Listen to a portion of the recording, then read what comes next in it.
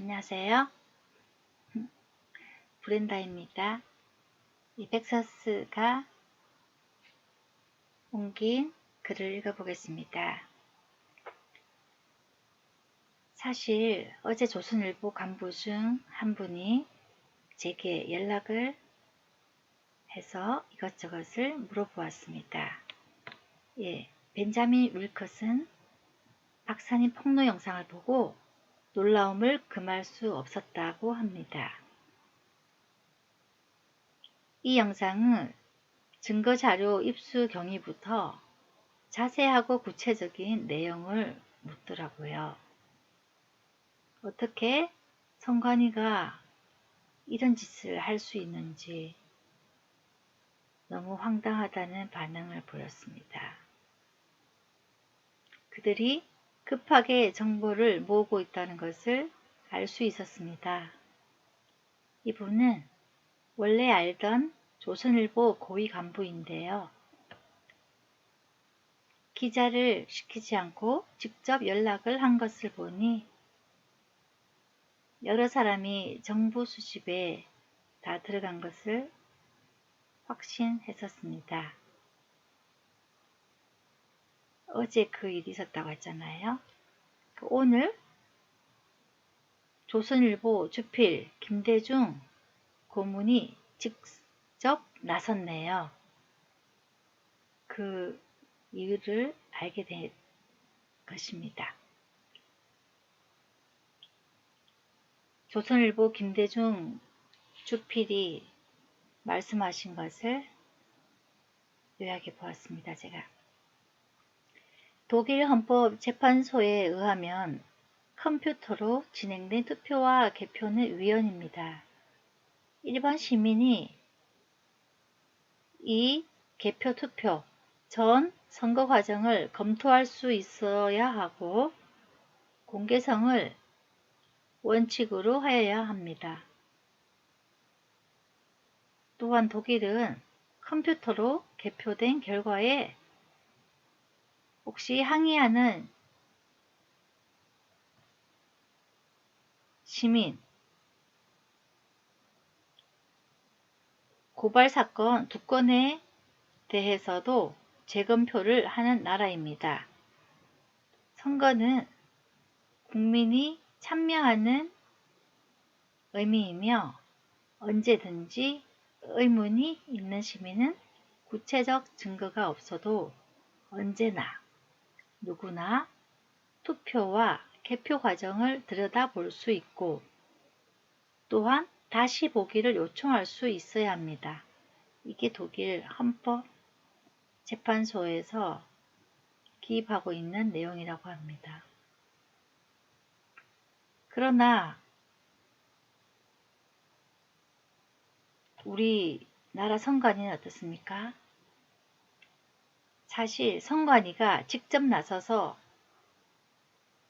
재검표를 할 수 있게 하고 의문이 생겼을 때요. 의문이 제기된 곳을 들여다보고 진상을 규명해야 합니다. 그런데 선관위는 우리 한국의 선관위는 신뢰를 잃었습니다. 선거위원장은 문재인 대선 캠프였던 자가 선거위원장이 되었고요. 선거 조작에 관련된 의혹을 밝히는 데 나설지는 미지수입니다. 이미 제기된 재검표 139건의 선거 무효 소송을 수용할지도 불투명합니다. 검찰의 의지는 이미 윤석열 검찰 그의 의지는 이미 꺾인 듯하고요.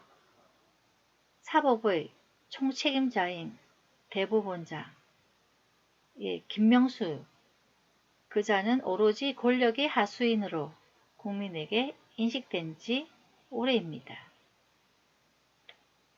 우리에게도 독일 헌법재판소 판결과 같은 한 줄기 소나기 희망은 없을까요?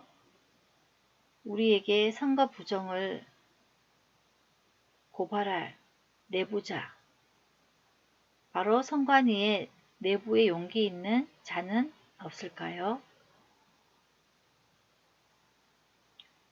우리나라도 표 찍는 자가 모든 것을 결정할 수 있는 세상이 오길 간절히 바라봅니다. 정말입니다. 우리나라도 독일 헌법재판소처럼 컴퓨터로 개표, 투표한 그 두 건의 고발 사건에도 재검표를 실시하는 나라가 되었으면 좋겠습니다. 물론 독일에서도 컴퓨터로 개표, 투표하는 것을 위법이라고 위헌이라고 규정 지었지만요. 이렇게 지금 한국은 QR코드를 이용해서 또한 그 전자회로도를 이용해서 칩을 이용해서 또한 바꿔치기, 유령투표, 뭐 말할 수 없습니다. 빼돌리기. 이루 말할 수 없는 조작 방법을 이용해서 빼박을 수 없는 증거들이 많이 나오고 있습니다. 하루가 다르게 이 증거들은 집중해서 고발되고 있고요.